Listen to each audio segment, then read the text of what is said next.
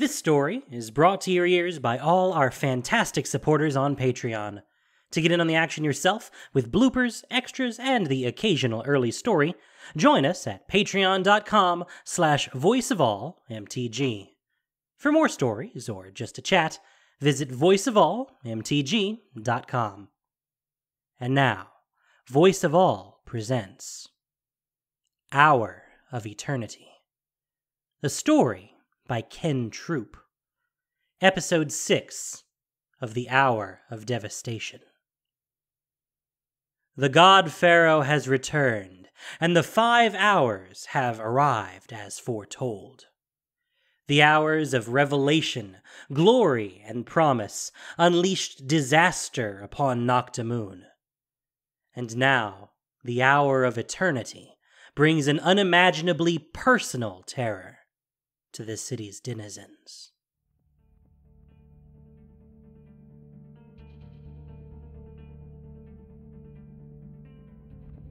Now was faith justified. Nylah had never understood the zealous before, never understood their endless need to proclaim their faith. The gods walked among them. Their divinity required no faith to believe, only eyes to see, hands to touch, ears to listen. Words spoken from the mouths of gods reverberated through the city, their divine weight more solid and true than anything that merely existed. She had never understood faith itself. She thought it weakness, an affectation of piety for those weak of character. What use was faith when the gods were so abundantly true? But now she believed. The God-Pharaoh's return had occupied little thought for her. There was still so much to learn, so much training to do. She wanted to be the best, as did they all. What point was there in thinking past her trials, when the trials were all she aspired to? No lover, no child, no friend had ever stayed long in her life. None could compete with her ambition. Yes, the gods deserved her worship, and her daily prayer was her training. Her ultimate goal was to be found worthy. For that desire, she would have no competition. But still, her heart quickened when the gate to paradise had opened.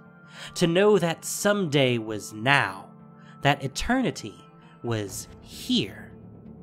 She craned her neck, eager to witness divine bliss. But there was no bliss revealed behind those gates, only horror. Never had she appreciated the beauty of her city until it was taken from her. The mighty Luxa, once as blue as the summer sky, ran blood red, filled with stinking fish corpses and bubbling filth. Clouds of buzzing locusts stripped gardens and trees bare, swarming small animals and leaving only bones in their wake. Even the gods were dying. Mighty Ronus, clever Kefnet, ambitious Bontu, beautiful Oketra. All gone, their divinity ripped away by their burgeoning mortality. What god can be a god if they die? Nylah's most wicked thought came to her then, unbidden. The gods have failed their trial. They deserve their death. A moment's pause, and then the abyss stretched, beckoned. We all do. The last thought did not horrify her. Instead, it kindled an ember deep within, a warmth that comforted, here at the end of now and the beginning of the forever promised them. Her city was destroyed, her gods dead, her people scattered. And never had she believed more completely than now. We must be tested. Without trial, there can be no honor. Without sacrifice, there can be no glory. Without death, there can be no life. The litany of the priests had never found purchase within her before, but now she clung to each word as though it were a raft in a river flood. This was her trial, This horror was what she must overcome so she could be found worthy. The word thrummed in her heart. Worthy. Several angels in the sky, all of whom had overseen the chaos and violence without interference, suddenly threw their heads back and spread their arms and wings, their eyes ablaze with a sickly green glow as they shouted in unison, "The Eternals come!" She was standing next to the entrance of the central mausoleum, the repository for the worthy dead. As the angels repeated their cry, the gates of the mausoleum opened. A dread figure, tall as a god, cloaked in darkness and shaped in the likeness of a scarab beetle, came striding through the open gates. And behind him, in the wake of his implacable dark divinity, came an army. There were thousands of them, coated in a bright, hard, metallic blue. Humans and minotaurs, nagas and aven. All were imposing, though each form was only sinew and bone encased in polished lazotep glaze, more beautiful than any jewelry. Nylah realized that despite their lack of muscle and flesh, she could recognize several past champions and challengers of recent trials. The Minotaur Bakemta, who had run his axe through a stone wall to defeat his final opponent. The mighty mage Taweret, whom many had called the most powerful wizard the trials had seen for a decade. Everywhere she looked, she saw champions she recognized, and many more she didn't. All of them wielded weapons, sharp and gleaming, and the dead champions moved with a grace and fluidity that suggested none of them had lost any of the agility or strength that had propelled them to their earlier victories. These were the Eternals, the worthy dead. This was the destiny of those who would be champions. Nylah's heart beat with envy. This destiny was all she had ever wanted. All she still wanted. The scarab god strode past her, taking no notice of her presence. But the army of worthy behind the god noticed her. Their eyes glowed with golden flame, and their faces were frozen in grim smiles as they raised their weapons. Nylah could see the soft, dusk light shimmering along the edges of their blades. They swarmed her as she cried out in ecstasy, wanting nothing more than to become one with them forever. Now I believe! Each blade sunk into her flesh with a cold kiss, a greeting from the other side of glory, a sharpness that could not be imagined, only felt, only lived. Now I believe!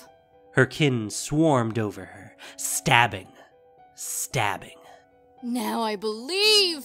Now was faith rewarded.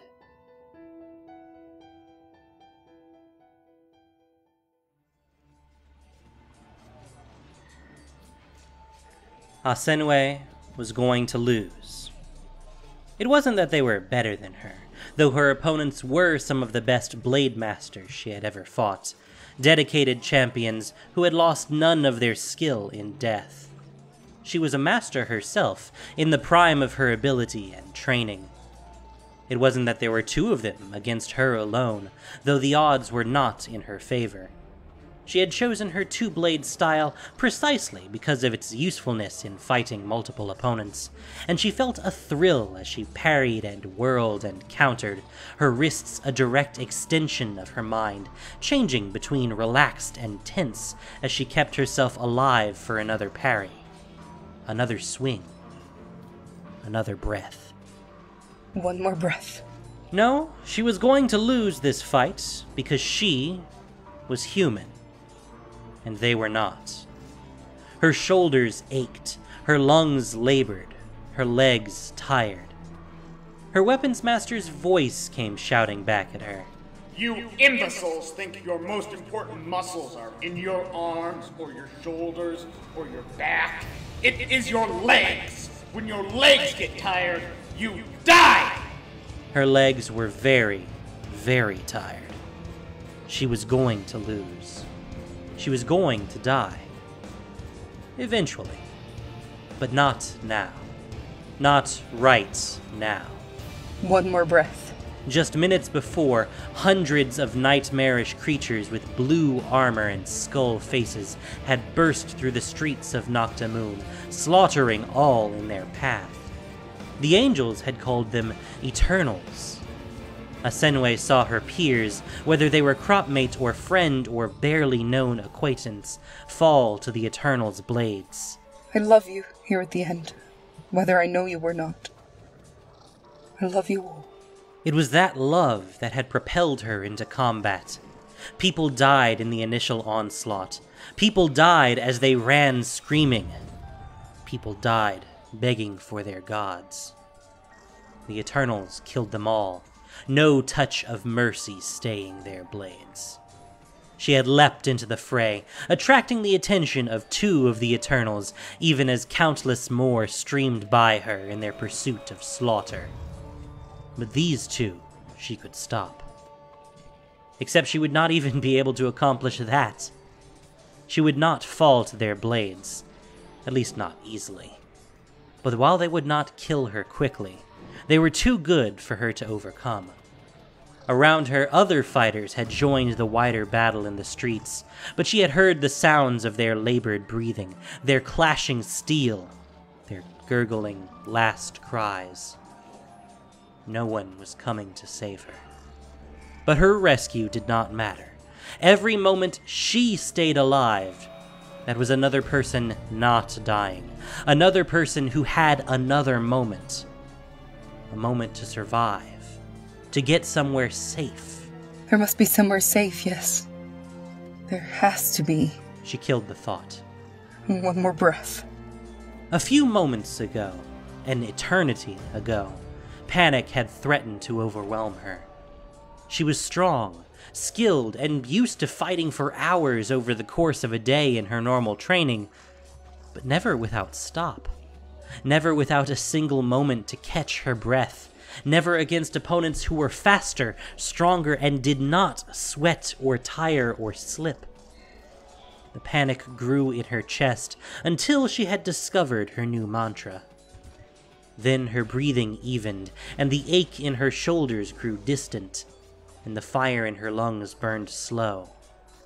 And her legs continued to move and move and move by the sheer strength of her will. One more breath. Asenwe saw 1, 2, 3 more people make it through a broken wall in front of her unscathed.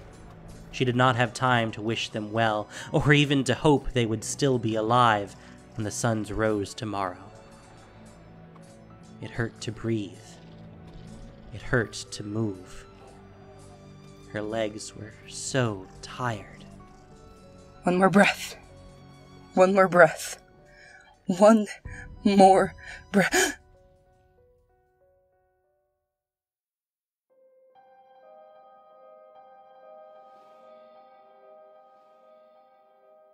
Makare! Makare! Ginoob frantically screamed his lover's name into the darkening red sky. In the distance, he saw the blue armored killers, their grotesque shapes a mockery of their former selves. He knew that to face them was to die, but if he did not find Makare, then he would welcome death. They had pledged themselves to each other months before, saying the 3 true words that it was forbidden to say. An affront to the God-Pharaohs, the priests called it. But the lovers did not care. Nothing, not the trials, nor their cropmates, nor the God-Pharaoh himself, had mattered in the face of their love. Later that night, in the quiet grove where they had secluded themselves, she had looked up at him, her wide brown eyes the only sight he ever wanted to see. I will always be with you, Ginoob. He didn't know how it could be possible, how they could continue to stay together, to avoid the trials. But at that moment, he didn't care. I will always be with you, Makare. As he said it, he became more convinced it would become the truth. It felt more true than anything else in Naktamun. And now she was gone. After Oketra had fallen, someone had shouted that there was an old temple on the outskirts of the city that would be safe. They ran as part of a large group, Ganub's heart beating fast with terror as he clutched Makare's hand tight. As long as we are together. And he clung to that thought desperately. If he was with her, then everything would be all right. Then someone screamed, and the Eternals rushed their street from every side with raised swords, axes, and scythes. One leaped directly in front of Ganub and Makare, a Naga, smooth and sinuous, casting a spell of blue fire that disintegrated several people behind them. Ganub couldn't remember what happened after that, only that he ran and ran, his terror leaving no room for any other thought. When he next stopped to breathe, Makare was not there. He had failed her. He had abandoned her. Makare! He swung his head wildly, desperate for a glimpse. There! Through a desolate, broken plaza he sprinted, her brown hair and bronze-striped dress unmistakable. Even as he ran to her side, he saw the gathering crowd of Eternals flanking her.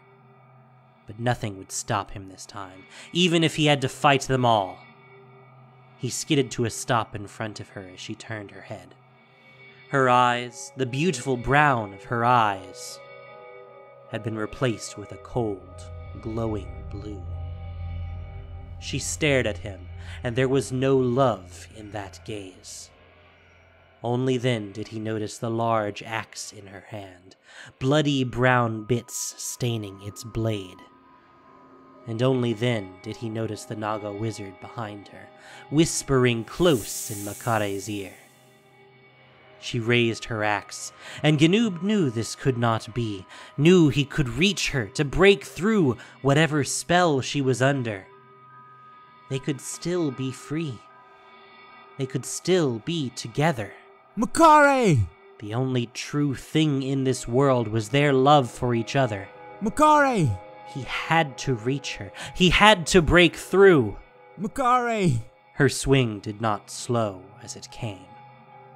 Hers was not the only blade that punctured his flesh, but it was the first. As it fell, the last thing Ganub saw was the smile on his true love's face.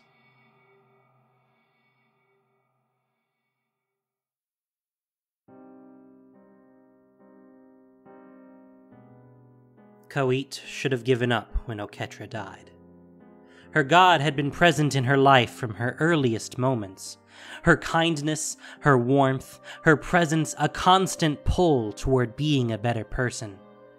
To know Oketra, to worship Oketra, to bask in her light was a constant as true as the suns in the sky.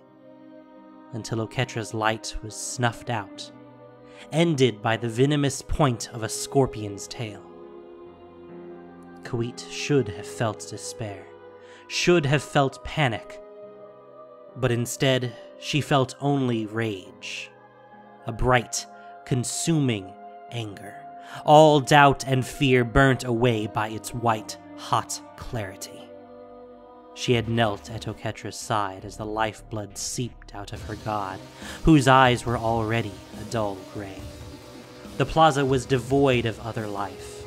Most had fled the threat of the Eternals, but Kawit remained, uncaring of any desire but seeing her god one last time. A growing group of anointed had gathered around the god, oiling her skin and wrapping her in cloth to prepare her for whatever destiny awaited the fallen divine. In the midst of the dead, no one cared when Kawit picked up one of Oketra's arrows, its length making it more like a spear in her hands. While the arrow was no longer imbued directly with the god's divine light, Kawit still felt a humming energy within it, an echo of her god's presence. She was a devoted warrior of Oketra, proud and powerful, and she would see her god avenged today. A thunderous, clacking sound grew behind her, and she turned to see a Minotaur Eternal charging toward her at full speed, its long-bladed axe raised high. Khawiit had time only to brace with her newfound spear against the charge. The Minotaur crashed into the spear's point, and Khawiit felt a surge of power. There was a flash of white light as the Minotaur disintegrated, its blue Lazatep armor crumbling to dust from the power of Oketra. She stood there panting as her anger continued to rise. It would not be satiated until every Eternal was reduced to dust. And then she saw him. It was the horns she saw first, the long, curved shape so intimately familiar to her eyes. Those horns were everywhere in her city, and she knew there was only one being to whom they could belong. It was the God-Pharaoh himself. He was massive, larger than any god. A strange golden egg hovered between his serpentine horns. And he was a dragon. Her mind faltered for a moment, wondering briefly if this was an interloper, some force of evil that had taken over the God-Pharaoh. Was this impostor why her city was destroyed and the Luxa had turned to blood? Was this impostor why her god, her dear, beautiful god, was dead? The clarity of her rage provided an answer, and it hit her with such stunning force that she knew its truth immediately. This dragon is not an impostor. This dragon is our god Pharaoh. This is the being we have served all our lives. Her stomach roiled, her head feverishly hot. She screamed her challenge into the darkening heavens, raising her spear to the god Pharaoh. No, that title no longer. To the dragon. I will kill you! She sprinted toward him. Her scream had attracted the attention of a large group of neighboring Eternals, and they ran, slithered, and flew to intercept her. Oketra, protect me. Give me strength. Khawiit did not know, really, to whom she was praying, but that did not lessen her confidence that Oketra would provide. And Oketra did. A glowing, pulsing shield formed around Khawiit, a tangible expression of Oketra's power and love. Eternals crashed into the shield and bounced off as Khawiit continued, untouched, to the dragon. Oketra, help me strike true! Khawiit launched the spear into the air, and it flew with speed and accuracy she knew she could never have achieved alone. It shone in the air as though launched directly from Oketra's bow as it hurtled toward the side of the unsuspecting dragon's neck. The Eternals on all sides continued to pound on the force shield that surrounded her, but to no avail. Oketra's love protected her. She would see justice done this day. At the last possible second, the dragon turned his head toward the spear, and the missile froze midair, all speed and force lost in an instant.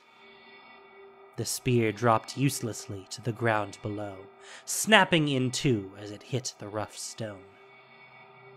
The dragon regarded the broken spear for a moment, and then spoke, his voice thunder in a storm. In a different world, child, in a different time. Here the dragon paused, sparing her a glance. You might have been useful. There was no hate nor anger in his glance, but rather a dry bemusement. He turned and strode off, forgetting she had ever existed. His moment of nonchalance accomplished what a hail of rage could not. She collapsed under the weight of his disregard, stunned at how much of her life he had destroyed without any emotion. It would have been kinder, she realized, to have her life torn away with angry purpose. She knelt there senseless as her shield began flickering. Flickering, and then it was gone. The Eternals closed in, and Khawiit did not have strength enough left to scream.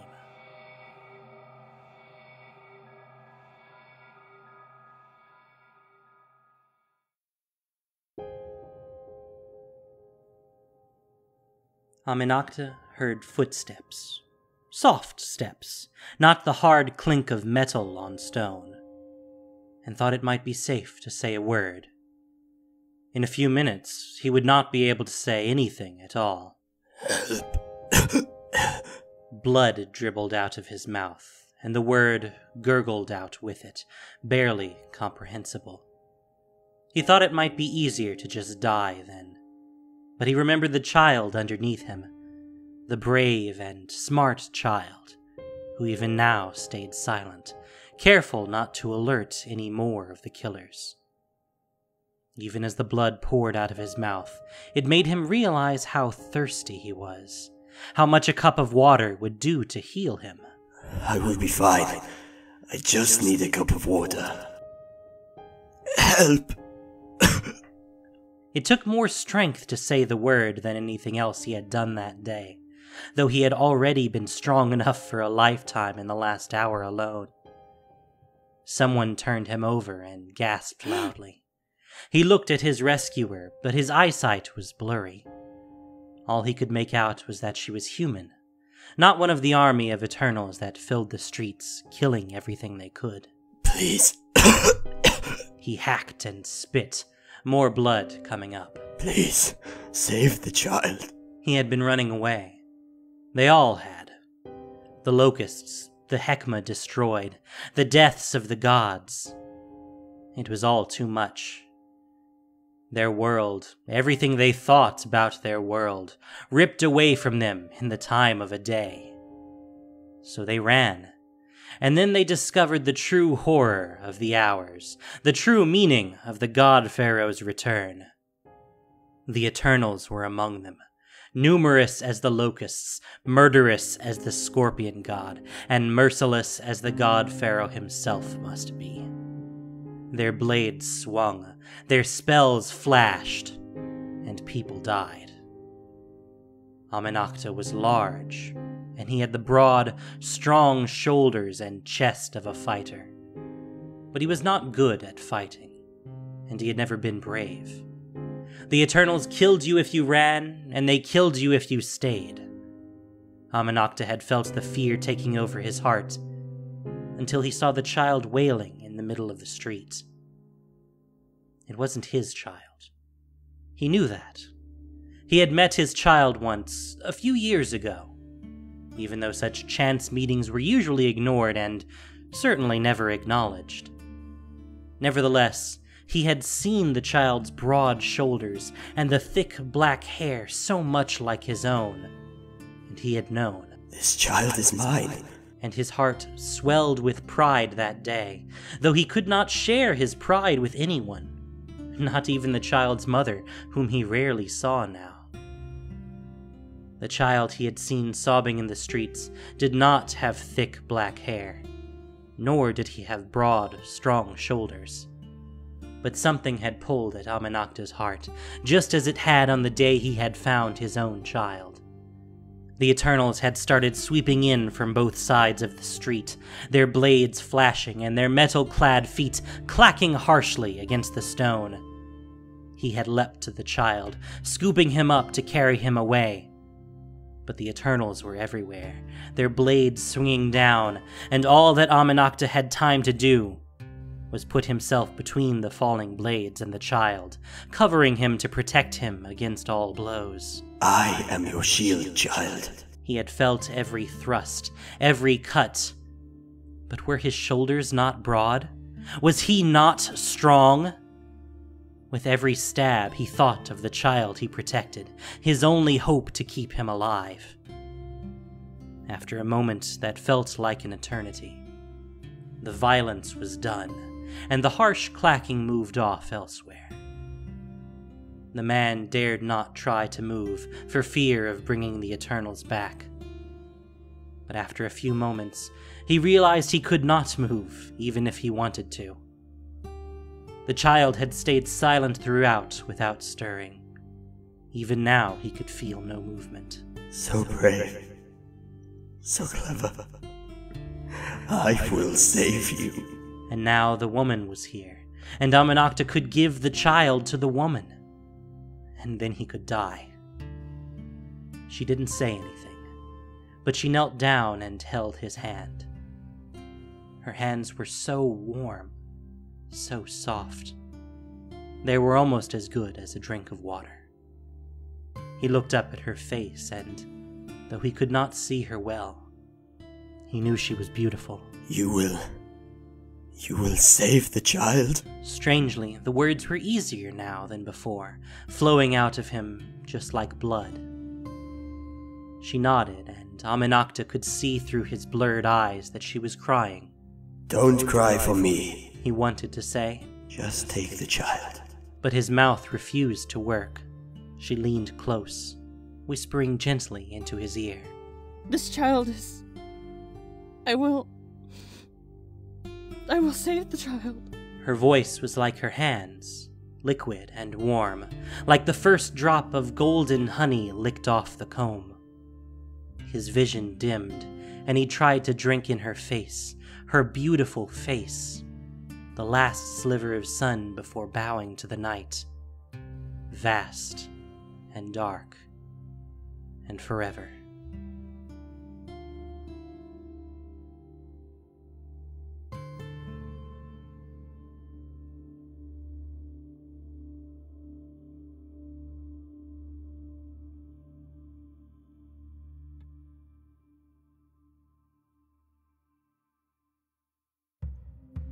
Thank you for listening to this production of Voice of All. As listener-supported entertainment, we rely on you not just for the voices of the characters, but also to keep us going and growing. If you enjoyed what you heard, please support us by rating and reviewing us on iTunes, or following us on SoundCloud and Google Play, or just plain sharing with your friends. You can also support us financially on Patreon for exclusive perks. Hour of Eternity was written by Ken Troop. The podcast was produced and edited by Gen Dokeshi, with sound editing by Noxshade. This week's story featured the voice talents of Ahwev, Julia Bass, Tom Hickey, Aaron Hugart, Maxie Bridgewood, Tsuki no Kage, Jake Everett, Grace, and Regula. Magic the Gathering is copyright Wizards of the Coast. Thank you for listening, and have a good day.